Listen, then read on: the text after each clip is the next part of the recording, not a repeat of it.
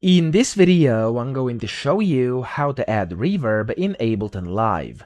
Now to do this, of course, first you must have some audio to which you want to add reverb. And now whenever you've done that, whenever you've recorded something or imported or whatever, you want to go to the left over here inside your library and you want to go to Audio Effects. Now inside Audio Effects, you want to simply scroll down and you'll find of course, reverb over here. So it's going to go alphabetically. Just look for the R and there we go. We have reverb and you simply have to click on it and then drag it over your audio. So when you drag it on, as you can see down here, it's going to trigger reverb, and then here you can change the size of your reverb, the decay, the pre-delay, whatever you want to do. And then if I now play this, you'll hear that actually I've put on reverb. So let me play this.